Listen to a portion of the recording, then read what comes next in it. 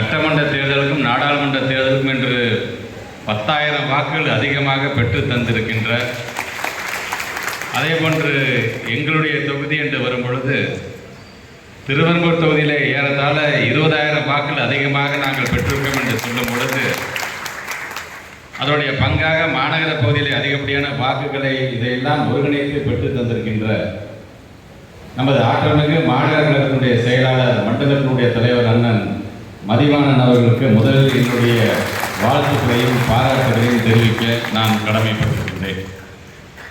நேற்று நடந்த அந்த கூட்டத்திலே உரையாற்றியிருக்கின்ற வட்டக்கழகத்தினுடைய செயலருடைய கருத்தாக குறிப்பாக இந்த மகளிர் உரிமை தொகை பற்றியும் அதே போன்று நம்முடைய சாதனைகள் எல்லாம் ஒரு துண்டு பிரசுரமாக ஒவ்வொரு வீடு வீடாக சென்று நாம் வழங்கிட வேண்டும் என்கின்ற அந்த கருத்து, மாண்பு தமிழ்நாட்டு முதலமைச்சர் நம்முடைய கழகத்தினுடைய தலைவர் அவருடைய இலக்காக இருக்கின்ற இலக்கு 200 என்பதை நாங்கள் அடைந்தே தீர்வோம் என்கின்ற அந்த உறுதிமொழி, அதே போன்று நம்முடைய இயக்கத்திற்கு இளைஞர்கள் அதிகமாக தேவைப்படுகிறார்கள், அவர்களை ஈர்க்கின்ற வண்ணம் நாம் நம்முடைய செயல்பாட்டின் மூலமாக அதை செய்து காட்டிட வேண்டும், இது காலத்தின் கட்டாயம் என்கின்ற அந்த கருத்தை எடுத்து சொன்னது. அதே போன்று நம்முடைய பகுதியை சார்ந்திருக்கின்ற ஒவ்வொரு பகுதியை சார்ந்திருக்கின்ற கோரிக்கைகள் என்ன, மனுக்கள் மூலமாக அதை வழங்கியிருக்கின்றோம், அதை நீங்கள் செய்து தர வேண்டும் என்கின்ற அந்த கோரிக்கை. அதே போன்று உரையாற்றிய ஒரு வட்ட செயலர் சொன்ன பொழுது குறைகளை சுட்டி காட்டுங்கள் என்று மாவட்ட செயலாளர் சொல்கிறார், எங்களுடைய கண்களுக்கு நிறைகள் தான் அதிகமாக தெரிகிறது என்கின்ற அந்த பாராட்டையும் அவர் தெரிவித்திருக்கின்றார்கள். அதே போன்று உரையாற்றி அமர்ந்திருக்கின்ற இந்த பகுதியை கிழக்கு என்று வரும்பொழுது அவருடைய மாவட்ட பிரதிநிதியாக இருக்கின்ற அன்பு சகோதரர் முகேஷ் அவர்கள் சொன்ன பொழுது தன்னுடைய மனைவி இறந்ததுக்கு பிறகு அதற்கான இழப்பீடு தொகை அன்றைக்கு நாம் எதிர்க்கட்சியாக இருந்தோம் என்று சொன்னாலும் அதை பெற்றுத் தருவோம் என்று சொன்னோம், இன்னும் அது நிலுவையில் இருக்கிறது என்கின்ற அந்த கருத்தை பதிவு செய்திருக்கிறார். கண்டிப்பாக அதை எவ்வளவு விரைவாக அதை செய்து தருவோமோ அதை செய்து தருகின்ற பணியில் நாங்கள் எங்களை முழுமையாக ஈடுபடுத்திக் கொள்வோம். அதே போன்று நம்முடைய மாநகரத்தை சார்ந்திருக்கின்ற மாவட்டத்தினுடைய அணி அமைப்பாளர் அண்ணன் கேவி தினகரன் பேசும் பொழுது அணிகள் என்று வரும்பொழுது எங்களை அணிகலன்களாக நீங்கள் அதை அணிந்து கொள்ளுங்கள், உங்களுக்காக நாங்கள் பணியாற்றாங்கள் காத்துக் கொண்டிருக்கின்றோம், அணிகள் என்பது என்றைக்குமே பிணிகள் அல்ல என்பதை அழுத்தம் திருத்தமாக உரையாற்றி இருந்திருக்கின்ற அண்ணன் தினகரன் அவர்கள் மாநகர அணி அமைப்பாளர்கள் சார்பாக இலக்கை அடைவதற்கு மாவட்ட கழகம் என்ன விதமான கட்டளை இடுகிறதோ அதை செய்து காட்டுவோம் என்கின்ற அந்த கருத்து. அதே போன்று இன்றைக்கு உரையாற்றி இருக்கின்ற நம்முடைய பகுதி கழகத்தினுடைய செயலாளர்கள், குறிப்பாக நேற்று உரையாற்றிய நம்முடைய தலைமை செயற்குழு உறுப்பினர் அண்ணன் வன்னி அரங்கநாதன் சொன்ன பொழுது அன்பில் பொய்யாமொழி அவர்களுக்கு ஒரு சிலையை அமைத்திட வேண்டும் என்கின்ற தன்னுடைய கருத்தை பதிவு செய்திருக்கின்றார். இன்றைக்கு உரையாற்றிய நம்முடைய பகுதி கழக செயலாளர் சிவகுமார் அவர்கள் திருவெரும்பூர் பேருந்து நிலையத்திற்கு முத்தமிழர் கலைஞர் அவர்களை அமையவிருக்கின்ற பேருந்து நிலையத்திற்கு முத்தமிழர் கலைஞருடைய பெயரை சூட்ட வேண்டும் என்று சொல்லியிருக்கிறார். ஆர்ஜி பாபு அவர்கள் அதிகப்படியான வாக்குகளை நாங்கள் பெறுவோம், இலக்கு 200 அடைவதற்கு எங்களுடைய பங்கு அதிகம் இருக்கும் என்று சொன்னது மட்டுமல்ல, ரேஷன் கார்டு யார் யாருக்கெல்லாம் இருக்கிறதோ அவர்களுக்கெல்லாம் நீங்கள் மகளிர் உரிமை தொகையை வழங்க வேண்டும் என்கின்ற அந்த கோரிக்கைகள், இப்படி தொடர்ந்து ஒவ்வொரு பகுதி கழகத்தினுடைய ஆற்றல்மிகு செயலாளர்களும் இலக்கை அடைவதற்கு நாங்கள் என்னென்ன செய்ய வேண்டுமோ செய்வதற்கு காத்து கொண்டிருக்கின்றோம், அது எங்களது கடமை என்கின்ற விதத்தில் அதையும் இங்கே சொல்லியிருக்கிறார்கள். குறிப்பாக மாவட்ட கழக இந்த மாநகர கழகத்தின் சார்பாக ஏறத்தாழ 6 தீர்மானங்கள், ஒவ்வொரு தீர்மானமும் நேற்று நம்முடைய மாவட்ட கழகத்தின் சார்பாக நிறைவேற்ற தீர்மானத்தை ஒட்டி இருக்கிறது என்று சொன்னாலும் அதில் குறிப்பாக இந்த கார் ரேஸ் பந்தயம் என்று வரும்பொழுது எப்படி முத்தமிழர் கலைஞர் அவர்கள் நடந்து முடிந்த செஸ் ஒலிம்பியாட் என்கின்ற அந்த போட்டியை ஒட்டுமொத்த உலகமே திரும்பி பார்க்கின்ற அளவிற்கு அதை நடத்தி காட்டினாரோ, அதே போன்று நம்முடைய தமிழ்நாடு மட்டுமல்ல ஒட்டுமொத்த உலகமே வியந்து பார்க்கின்ற அளவிற்கு இந்த கார் பந்தயத்தை நடத்தி காட்டி நம்முடைய தமிழ்நாட்டிற்கு நல்ல ஒரு பெருமையை தேடி தந்திருக்கின்ற நம்முடைய மாண்புமிகு விளையாட்டுத்துறை அமைச்சர் அவர்களுக்கும் பாராட்டுகளை தெரிவித்திருக்கிறீர்கள். அது மட்டுமல்ல, இந்த 2152 கோடி ரூபாயை ஒன்றிய அரசு நம்முடைய பள்ளி மாணவ செல்வங்களுக்கு வழங்குவதிலே சுணக்கம் காட்டுகின்றது, மறுக்கிறது. ஆக அதை வலியுறுத்தியும் ஒரு தீர்மானம், குறிப்பாக இந்த 2152 கோடி ரூபாய் ஒதுக்கீடு செய்கிறது என்று சொன்னால் பல லட்சம் மாணவர்கள், பல்லாயிரக்கணக்கான ஆசிரியர் பெருமக்கள், மாதம் மாதம் சம்பளம் வாங்கக்கூடியவர்கள், இப்படி அனைவருமே இன்றைக்கு பயன்பெறுகின்ற வகையில் அது இருக்கும் பொழுது அவர்கள் சொல்கிறார்கள், நாங்கள் தரோம், ஆனால் தேசிய கல்விக் கொள்கையை நீங்கள் ஒத்துக்கிட்டு கையெழுத்து போகிறேன்னு சொல்லுங்கள், உடனடியாக பணம் தருகிறேன் என்று சொல்லும் பொழுது நம்முடைய தலைவர்கள் சொன்னார்கள், அதையும் இதையும் நீங்கள் முடித்து போடாதீர்கள். தேசிய கல்விக் கொள்கை என்பது இந்த 2020க்கு அப்புறம் தான் வந்துச்சு. ஆனால் இந்த திட்டத்துக்கான நிதி என்பது தொடர்ந்து காலங்காலமாக அது வழங்கப்பட்டு கொண்டிருக்கின்றது. ஆக அதை சொல்லி அப்படிப்பட்ட ஒரு அழுத்தத்தை நீங்கள் தரக்கூடாது என்று சொல்லுகிறோம். குறிப்பாக இந்த தேசிய கல்விக் கொள்கை என்பதை முதல்ல நாம் புரிஞ்சுக்க வேணும். அந்த தேசிய கல்விக் கொள்கை குறிப்பாக முக்கியமாக சொல்லப்படுகிறது மும்மொழி கொள்கை. பேரறிஞர் அண்ணா அவர்களால் நமக்கு சொல்லிக் கொடுக்கப்பட்டது இருமொழி கொள்கை தான். இந்த மும்மொழி கொள்கை என்று சொல்லும்போது இந்தியையும் சமஸ்கிருதத்தையும் எப்படியாவது உள்ளே நுழைத்து விட வேண்டும், இதை எல்லா பிள்ளைங்களும் தெரிஞ்சுக்கணும், தமிழ்நாடு முழுவதும் நாங்கள் கொண்டு வந்துடுவோம்ங்கிற அளவிற்கான ஒரு திட்டத்தை தான் நம்மளை ஒத்துக்க சொல்கிறாங்க. குறிப்பாக பேரறிஞர் அண்ணா அவர்கள் பேசும்போது ரொம்ப அழகாக சொல்லுவார், கொசு நம்மளை கடிக்குது, வண்டு நம்மளை கடிக்குது, உடனே நம்ம அதை அடித்து கொள்ளுறோம். நமக்கும் கொசுக்கும் வண்டுக்கும் என்ன தொடர்ந்து பகையாக இருக்குது, நமக்கு எதாவது தனிப்பட்ட பகையாக இருக்கின்றது. அப்படி பகை இருந்தது என்று சொன்னால் கொசு எங்கெல்லாம் இருக்கோ தேடி தேடி போய் அடிப்போம். இன்றைக்கும் பீகாரில் இந்தி இருந்து கொண்டுதான் இருக்கின்றது, இன்றைக்கும் உத்தரப்பிரதேசம் இந்தி இருந்து கொண்டுதான் இருக்கின்றது. அதனால் இங்கே பீகாருக்கு போய் போராட்டம் இல்லை, நம்ம இங்கே உத்தரப்பிரதேசம் போய் போராட்டம் இல்லை, இந்தியை திணிக்கும் பொழுதுதான் நாமும் இங்கே போராட்டம் செய்யணும் என்று சொன்ன கருத்து பேரறிஞர் அண்ணாவுடைய கருத்து. இன்றைக்கு அதை தொடர்ந்து ஒவ்வொரு முறையும் ஒரு சர்க்குலர் மூலமாக ஒரு இந்தியை திணித்தாங்க, அதற்கு நம்ம கண்டனம் தெரிவித்தோம், உடனடியாக நிறுத்திட்டாங்க. இந்தியை எந்த மூலமாகலாம் திணிக்க பார்க்கிறார்கள் அப்போல்லாம் நம்ம கண்டனம் தெரிவித்து அதை நாம் ஒரேடியாக ஒழித்து கட்டுகின்ற பணியில் நாம் ஈடுபடும் பொழுது இப்போ அவங்க சுற்றி பார்த்தாங்க, கொள்கை ரீதியாக தமிழ்நாடு மிகவும் உறுதிப்பாட்டோடு இருக்கின்றது. அப்போ என்ன செஞ்சால் இவங்க நம்ம வழிக்கு வர வைக்கலான்னு பார்க்கும் பொழுது, உனக்கு நான் பணம் தரேன்ல, அந்த பணத்தை நான் நிறுத்துறேன், முதல்ல இதை கையெழுத்து போடு என்கின்ற அளவுக்கு அதை மீண்டும் அதை வலியுறுத்துகின்ற வண்ணம் அதை செய்து கொண்டிருக்கின்றார்கள். அதனால்தான் அந்த தீர்மானத்தையும் நான் இன்றைக்கு உங்கள் அனைவரோட அனுமதியோடு இன்றைக்கு அதை இதோடு சேர்த்திருக்கின்றோம். நாங்கள் இன்றைக்கு வருகை சேர்த்திருக்கின்ற நாம் மனதில் வைத்துக் கொள்ள வேண்டியது ஒன்றே ஒன்றுதான், 2026 தேர்தல். அந்த 2026 தேர்தலில் நாம் நம்முடைய உழைப்பை எப்படி செலுத்தப் போகின்றோம்? அதான் ஆளுங்கட்சியாக வந்துட்டோம்ல, அதான் நல்ல பேர் இருக்குல்ல தலைவருக்கு, அதான் 3 முறையாக நம்பர் 1 முதலமைச்சர் அவர் தானே வாங்கிட்டு இருக்காரு, கண்டிப்பாக நம்ம தானே வரப்போகிறோம் என்கின்ற அந்த எண்ணம் இப்போது இருந்துவிடக்கூடாது.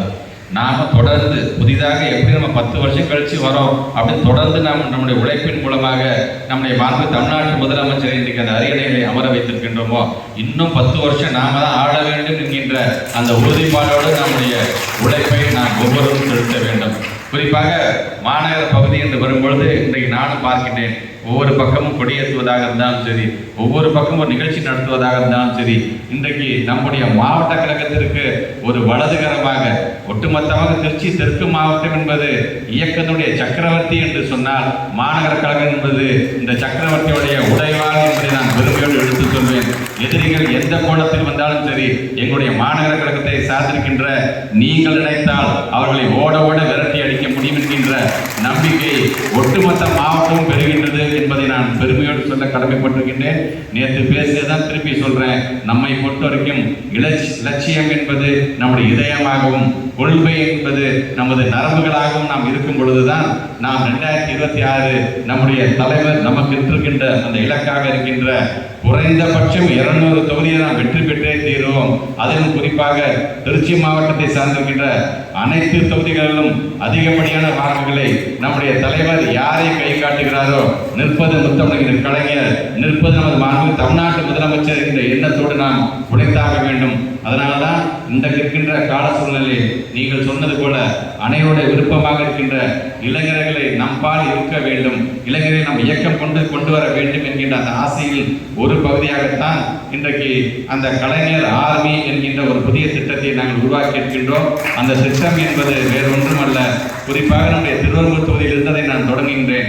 ஒவ்வொரு பூத்துக்கும் 30 வயசு கீழே இருக்கின்ற பசங்களை நம்முடைய மாவட்ட கழகத்துக்கு வர சொல்லி ஒரு 15 கேள்விகளை கேட்டு அந்த கேள்வியில் அவன் பதில் அங்கேயே உட்கார எழுத சொல்லி அதுலேருந்து ஒரு மாணவனை தேர்ந்தெடுத்து கிட்டத்தட்ட 297 மாணவர்களை 297 இளைய சமுதாயத்தை சார்ந்திருக்கின்ற அந்த தம்பிகளை நாங்கள் தேர்ந்தெடுத்திருக்கின்றோம்.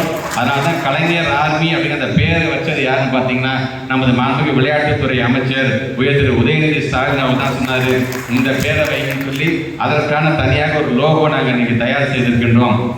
அதிலிருந்து ஒரு 110 மாணவர்களை நாங்கள் நேரடியாக மலை பிரதேசத்துக்கு கொண்டு சென்று ஒரு நாள் முழுவதும் நம்முடைய இயக்கத்தை பற்றி திராவிட இயக்கம் என்றால் என்ன என்கின்ற அந்த வகுப்பை எடுத்து நானே அவர்கள் கூட சென்று மீண்டும் அவளை அழைத்து வருகின்ற அந்த பணியில் என்னை முழுமையாக ஈடுபடுத்திக் கொள்ள இருக்கின்றேன்.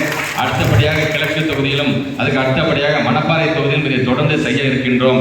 நம்மை சார்ந்து அடுத்த தலைமுறையாக இருக்கின்ற இளைய சமுதாயத்தில் நம்முடைய மாவட்டத்தில் ஒரு 1000 பேர் நம்ம தயார்படுத்திட்டா போதும். அந்த 1000 பேரும் 10,000 பேர் 1,00,000 பேர் என்று பல லட்சம் மாணவர்களுக்கு நாம் ஏன் இந்த இயக்கத்தை சார்ந்திருக்கின்றோம்.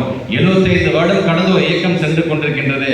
பலவிதமான தோல்விகளை சந்திருக்கின்ற இயக்கம், பெரிய பெரிய வெற்றிகளை சந்தித்திருக்கின்ற இயக்கம்.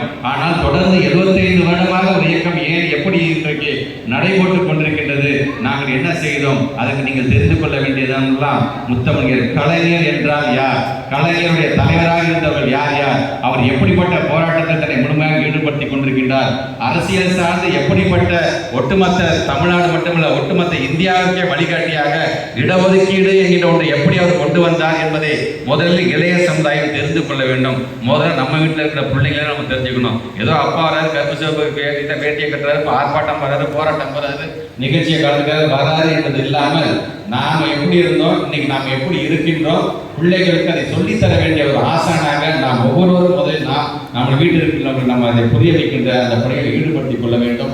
அதை கடந்து இன்றைக்கு அந்த 15 கேள்வி அந்த பிள்ளைகள் எப்படி இருக்கிறார்கள் என்பதற்கு உதாரணமாக நான் சொல்கின்றேன்னா, அந்த 15 கேள்விகளில் ஒரு கேள்வி என்பது உங்களுக்கு பிடித்த தலைவர் யார் என்று கேட்கும் பொழுது ஒரு இளைய சமுதாயத்தை சார்ந்திருக்கிற தம்பி எழுதுகிறார், தன்னுடைய வட்ட செயலோட பெயரை எழுதுகிறார். அது ஒன்றும் தவறு கிடையாது. அவருக்கு அவர் வட்ட செயலர் பெரியாது, அவருக்கு ஒரு வட்ட செயலர் பிரச்சனை தான் வட்ட செயலர் தான் போறாரு. அவர் அந்த வட்ட செயலர் தீர்த்து வைக்கிறார். அவருக்கு தலைவராக வட்ட செயலர் தெரிகிறார், தவறு இல்லை. ஆனால் இந்த உலகம் என்பது எவ்வளவு பெரியது.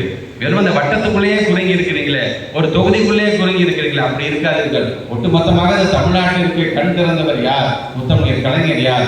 அந்த முத்தமிழர் கலைஞருடைய பிள்ளைதாயே அந்த வட்ட செயலாளரும், அவருடைய கொள்கையோட வாரிசுதாயே அந்த வட்ட செயலாளரும். அவரே தலைவராக சொல்ல ஒன்றும் மாற்று கருத்து கிடையாது. திருவங்கூர் தொகுதியுடைய சட்டமன்ற உறுப்பினர் யார் என்று கேட்கும் பொழுது மண்டையை சொல்லிட்டே இருக்கு, யாருங்க யார் கேட்குறாங்க, இல்லப்பா எம்எல்ஏவை தான்ப்பா அப்படி கேட்குறாங்க. ஓ எம்எல்ஏவா, அது எங்கள் அண்ணன் பேர் அப்படின்னு எழுதுக்கிறார்கள். ஆக இந்த பிள்ளைகளுக்கு இன்னமும் தங்களுடைய வீடு தன்னுடைய உலகம் அப்படின்னு பார்த்தீங்கன்னா ரொம்ப குறுகி போயிடுது. அவங்களுக்கு நாளைக்கு ஒரு பிரச்சனை என்று வரும்போது தான் கேட்கிறார்கள். குறிப்பாக இது போன்ற ஒரு கூட்டத்தில் இளைய சமுதாயத்தை அமர வைத்து ஒரு நடிகருடைய பெயரை சொல்லி நீ யாருடைய ரசிகர் என்று சொன்னால் உடனே ஒரு பக்கம் கத்துவாங்க.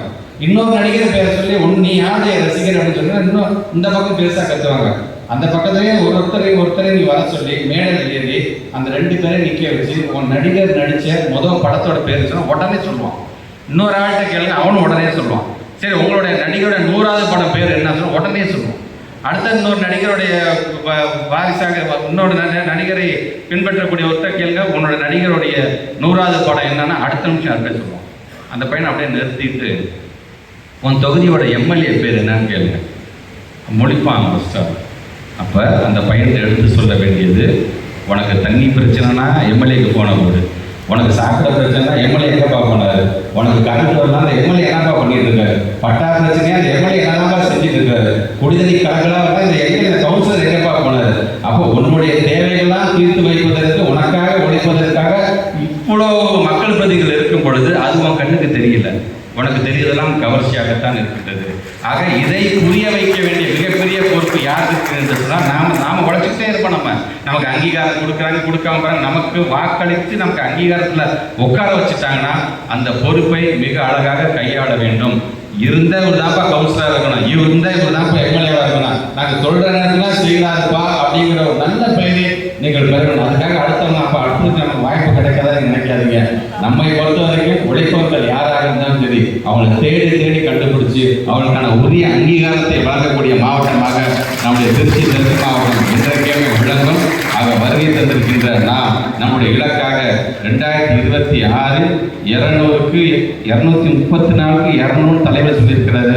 நேற்று பேசுறவங்களாம் சொல்றாங்க, அதுவும் இன்னைக்கு நீங்க சொன்ன மாதிரி ரேஷன் கார்டு எல்லாத்துக்கும் நம்ம மகளிர் உரிமை தொகை கொடுத்துட்டோம்னா 234க்கு 234 நாம தான் அடிப்போம். அதை தொடர்ந்து உங்களுடைய உழைப்பினை தாருங்கள். திருச்சி தெற்கு மாவட்டத்திற்கு தொடர்ந்து நீங்கள் பெருமை தேடித்தாருங்கள். உழைப்பது நாமாக இருப்போம், உதிப்பது உதய சூரியனாக இருக்கட்டும். நன்றி, வணக்கம்.